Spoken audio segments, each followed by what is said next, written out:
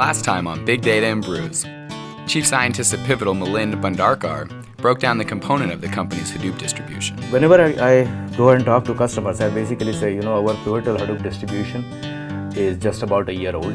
His background before joining Pivotal. I would, divide my career into two halves, right? Almost equal halves now.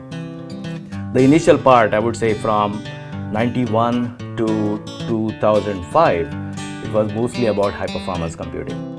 And some of the fascinating projects he's working on. And the one that I'm most proud of is actually some code that I wrote in order to debug an issue in HDFS, which is the Pi estimator program. Now, for more Big Data and Brews.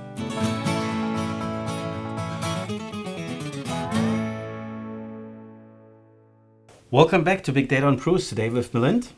Cheers. Cheers. From Pivotal and Yahoo. And I didn't know you're a rocket scientist. That way I'm a molecular dynamicist, whatever they call them. Yeah. Because back in Illinois when I was doing my PhD, I worked on molecular dynamics applications.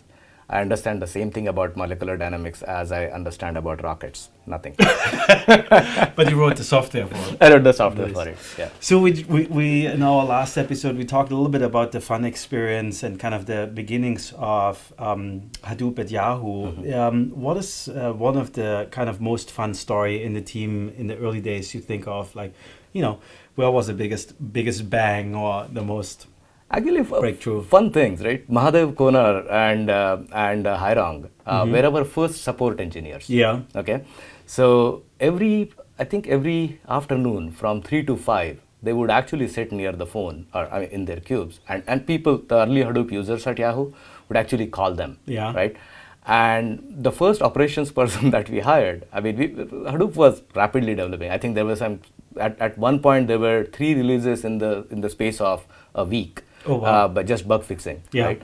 And at that time, we did not have processes around Hadoop because no production work was actually being done there, right? Most of these early Hadoop users were what you now call them as data scientists, right? They're exploring data. Real data science. Today everybody's it. No, real data scientists. No, my grandmother's a data scientist. She just did a web-based data scientist training, got the certificate by email, and now I'm. Oh, okay. It's possible, okay? It's possible, I don't know. No, but today, every organization that provided Twitter training is providing you data scientist training now. Anyhow, so that was like real PhD scientists, right? Right, absolutely, absolutely, and they were doing large scale natural language processing, that kind of stuff. And mostly on the web corpus was my understanding. Almost all of that work was on the web corpus because the first data set I remember that we loaded was the million best English language pages or something like that. Oh, interesting. Yeah. So from within the web corpus, you probably know the name Arkady Borkowski. Arkady later went on to become CTO of Yandex Labs. Oh, okay. He is primarily responsible for Hadoop streaming. Okay. Yeah. So that was the data set that he had generated offline, and so we brought that in, and a lot of work actually went on that initially. So the operations, we didn't have any processes, so we just basically, the new release comes out, hey, let's just deploy it, right? Yeah. Shut off the cluster, the 600 node cluster called Kryptonite. Shut off the cluster and the phone rings. Suddenly phone rings. What happened to my job? You shut down the cluster. Yeah. Said, okay, it will be up in another 15 minutes. Don't worry about it. Right? a lot of fun things. Yeah, if we would do that today, there might be more than a phone that's ringing. Yeah, exactly. But then sanity prevailed, and then there were people actually deploying the clusters by giving users warning, saying, hey, Wednesday evening we are going to deploy the cluster, all those kinds of things. And I went on to start a team within the Hadoop team called the Grid Solutions team. We used to call this the Grid, or earlier it used to be called the Utility Computing Group. That did not quite fly, so we changed the name to Grid Computing Group. And so I started a team called Grid Solutions team, which was again sort of all these hundreds of new migrants to Hadoop from all over Yahoo. This was sort of helping them architect their applications or port their applications to run on top of Hadoop. So ultimately that team grew to I think around 6 people here in US and 4 people in India, in Bangalore.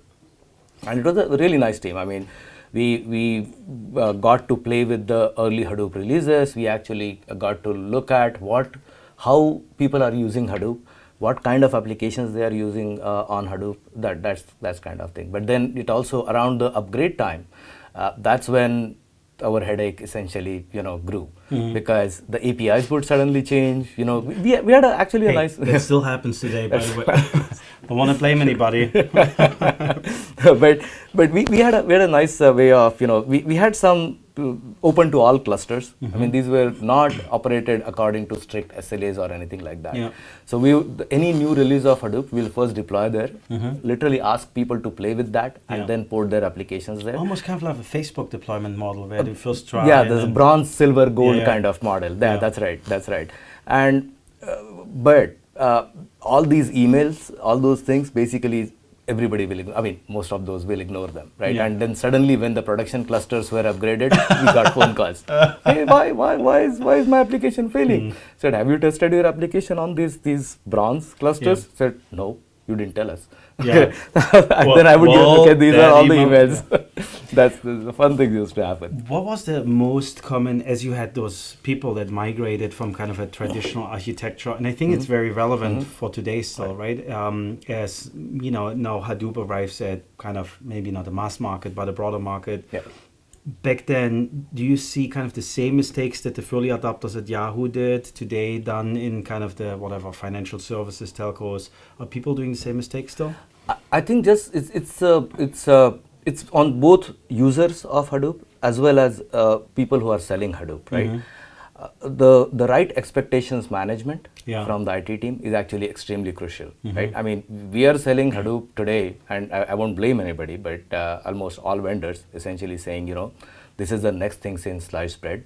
All that workload that you have running on that. Money and does dishes too. Exactly. So hey, migrate those to Hadoop. Hadoop is actually great at those things, right? I mean, we need to manage those expectations. Right. And that is what happened, I think, after the few early adopters, after they got used to Hadoop, they knew exactly what it could be used for, how to make the best use of it, etc. Then I think sometime around 2009, there was a mandate from the top saying, hey, consider Hadoop first, right? And a lot of people basically tried to move their use cases to run on Hadoop without knowing what to expect. Yeah. That's where actually there were a lot of issues. Okay. And then we really, in spite of doing all this work, by 2010, we could not guarantee a 10-minute SLA. Yeah. Right? Because what if we guarantee your 10-minute SLA and your job fails at the end of 9 minutes and you have to restart it all over again, right? The second thing was, in general, the multi-tenancy aspects, isolation across different users, isolation across multiple jobs running on the same cluster. That was the trouble that we faced moving from Hadoop on demand onto this single job tracker and the single capacity scheduler. On demand really had one sandbox. Yeah, exactly. Right. So you could basically, I mean, the HDFS part of Hadoop on demand was actually shared, but you could create MapReduce clusters that will be used only by you or your application, and then dismantle them. And moving from there to a single MapReduce cluster across the entire cluster, that basically was a major issue. Does Pivotal have a story around this? So we are now obviously even the Hadoop story has changed a lot, right? Now with Yarn, in general, the multi-tenancy aspect, I think it was in 0.22 something or it was actually 0.20.205 or something like that, where a lot of these guardrails went in. Yeah. Right. So one job running in a Hadoop cluster should not be able to trample upon the other job. Right. A lot of those actually, Arun and a lot of people actually did a lot of work on that. So I think we are in a much better shape now. But in terms of isolation across multiple applications running on the same clusters, even in the Yarn cluster, I think now it is bounded by the container technology that is used. Right. With the containers, I can bound the containers to a few specific cores, or I can bound it to a few to control the amount of RAM that it uses, the amount of scratch space it uses. But then the network bandwidth and disk bandwidth, those are still, open to all the containers. Yeah, and that's So, why I guess it's very critical, right? right, exactly. And if you really want to offer, guaranteed real-time performance on some of these queries, that's the thing that we have to fix. That's the most, actually, in fact, it's the most critical thing. It's one of the fundamentals you have to Right, keep in. exactly. And that is why I think just the virtual machines that are getting there, virtual machines in general, the heavyweight virtual machines, right, like the VMware kind of things, those have implemented that isolation pretty nicely. Yeah, very low level. And so I'm right now experimenting with a hybrid infrastructure where I allocate multiple virtual machines on a single physical machine, treat them all as different YARN nodes, okay, and YARN essentially schedules those containers inside of those virtual machines. So you make VMware a YARN process? Right. Oh, not VMware, sorry, no. VMware is not a YARN process, but instead of having a node manager on physical machine, the node manager is only on the virtual machine. Interesting. Right. So I could have basically multiple compute virtual machines, a single storage virtual machine running inside, right? And then YARN can schedule the changes that we have to make in the YARN capacity scheduler is basically to say, okay, this node group goes to this particular queue or this particular user. And that will be then true multi-tenancy. Yeah, that we hope is a true multi-tenancy. By the way, with Docker and with just the whole lib container rewrite, all that thing has happened. I think the container technology is also evolving pretty quickly, and which basically means that we'll soon have the network isolation and everything else. Okay. Right. I think the SDN in its totality is going to be maybe 2 years away from rapid adoption. Okay. But once that happens, I think we'll be in a very good shape to tell our multi-tenancy story. Yeah. I think that will be really interesting then to get Hadoop and kind of the data-driven environments into the SaaS companies, right? The biggest challenge in the SaaS companies at this point is they, basically legally can't do multi-tenancy, right? It's really challenging, and then all the advantages of hardware utilization advantage of Hadoop kind of go over the board. Correct, exactly. What do you think about things like Mesos? I'm actually, so when the Mesos project was started, I was following it pretty closely, right? But then we were working on YARN at that time at Yahoo, right? So at some point, I think it was a marketing clash, right? I still think that Mesos and YARN can coexist very nicely. Mesos managing the underlying system resources, whereas YARN taking care of the application resources. Yeah. Or so Mesos would do kind of the I/O pieces and the CPU and the memory. Exactly. Okay. And since it is written in C, logic. Absolutely. Yeah. So since it is written in C, YARN could be just one of the applications. I mean, now YARN itself is becoming sort of a resource manager for all different kinds of applications, right? But really that layer would have been nice, which is physical resource management done by Mesos, and YARN essentially utilizes those containers. Interesting. I mean, I could still do that sometimes with a summer project or summer intern or something like that, just to see how they actually can play very nicely together. Yeah. Do you need more interns? So what's the most exciting things that coming up? I mean, as a visionary that looks into the future, anything on the horizon that you're really excited about? I mean, Storm isn't really the latest greatest thing anymore. Right. Come on, everybody's. But what's the next thing beyond that? So. I mean, in the short term, and when we launched this whole Pivotal HD, right? One of our visions has always been that you get a buffet of computing frameworks to run on the same data, right? And that's the reason that we want to accumulate all this data in HDFS, whether it is Hawk native data or Hawk trying to access data from HBase or whatever, right? So why just be limited to that? Because of YARN, now we can have something like Graph Lab, which specializes in graph model and graph analytics, have access to the same compute resource and the same data on top of a same Hadoop cluster, right? So GraphLab is the recent one that we added, but in order to run GraphLab runtime is actually OpenMPI. So OpenMPI has been in use in high performance computing for a long time. So what we managed to do is make Yarn as the resource manager for OpenMPI. Oh, cool. Yeah. So that now we'll be open sourcing it soon, and I've been saying it soon for a long time now. So well, you work in a small startup. There's only one lawyer that has to look at the paperwork, right? Right. Exactly. Exactly. So that's the project that we call as Hamster. So Hamster runs on top of There's HDFS. a whole zoo of animals here. Exactly. And again, Hamster is I can't take full credit for Hamster, but I can take credit for the name. Okay. It stands for Hadoop and MPI on the same cluster. Oh, nice. Yes. So we'll basically see a lot of these specialized runtime systems for specialized machine learning algorithms, or any time your communication pattern changes. That's what you're going to have, right? And all of them sharing the same data. So the big vision is to leave the data in one space and then move the buffet of tools to the data. Exactly. Where what we did traditionally, like, the last 30 years or so, we moved the data into the specialized environments. And now we move the specialized environments to the data. That's right. Yeah. Yeah, absolutely. And so although the data as in just a byte stream is there in HDFS files, we actually need to impose some structure through input format and record readers and things like that, right? So really, HCatalog is actually a great step in going towards that, because it actually associates a particular record structure with any arbitrary data set that both MapReduce as well as Hive as well as Pig, all of them can use then simultaneously, right? Or Hawk. Exactly, that's the thing. That's where I was going.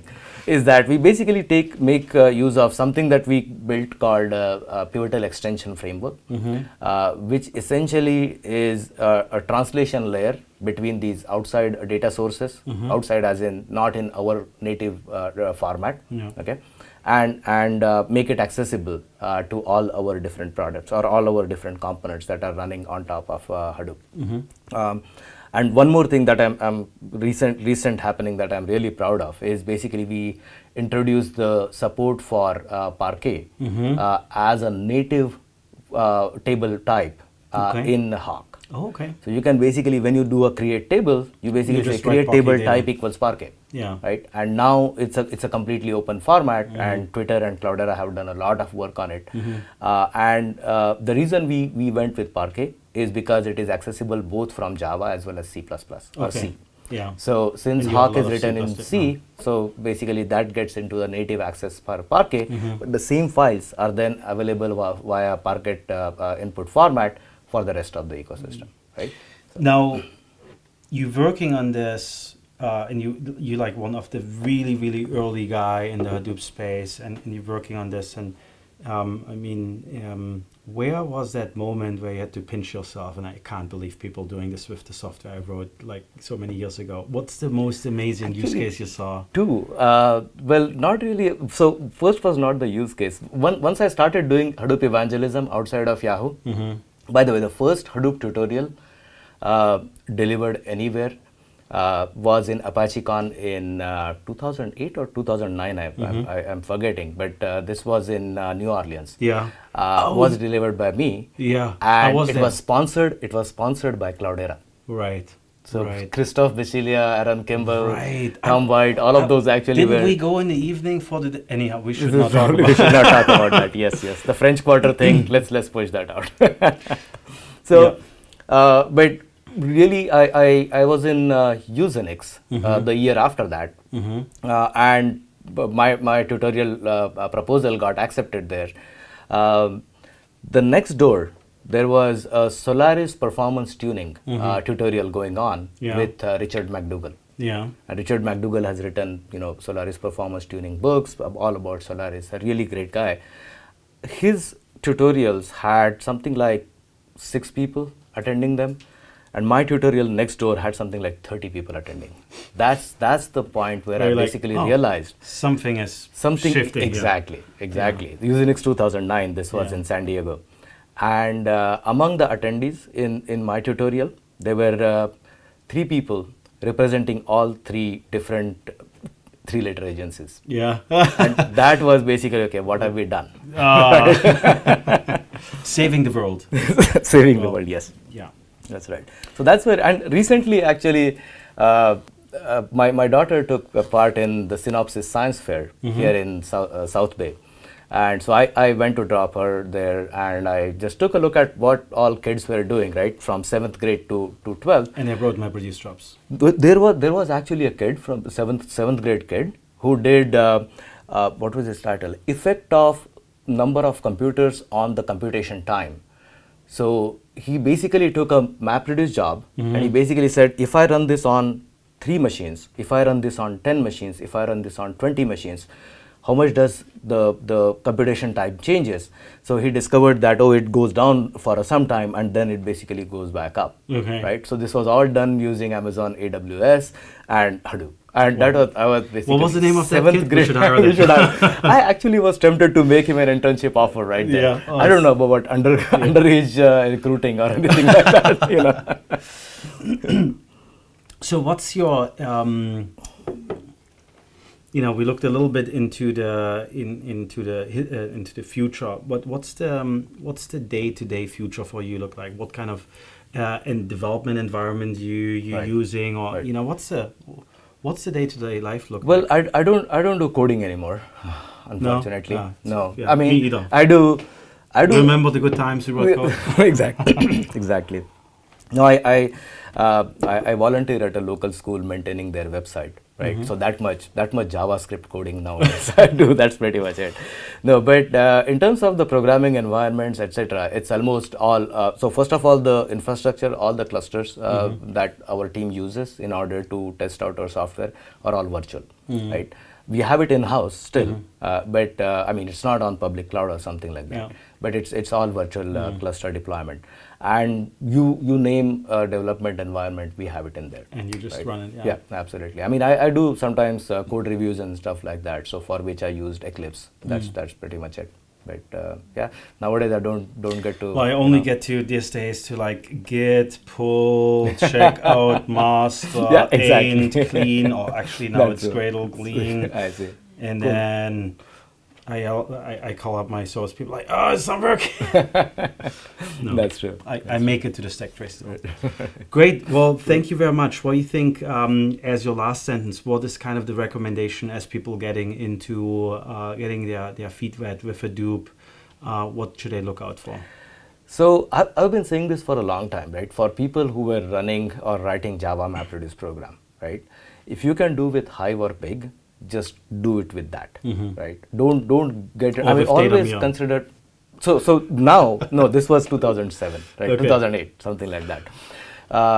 Because MapReduce has always been like an assembly language of this whole big data processing, right? I mean, always use higher level languages. So what if you lose 5% performance? Don't care, right? Yeah. So now I would basically say for people getting into the Hadoop space, explore it from the top, right? Just use the right tool for the right job. If you can do, your use cases with these higher level tools, just go for it. Yeah. Because it actually abstracts so much complexity. Yeah. Having to write, a bunch of code, 300 lines to just do a word count. I mean, come on. Yeah, beyond that. Well, thank you very much for joining. Thanks. I hope we can have you back soon. Oh yeah, absolutely. Thank you. Cheers.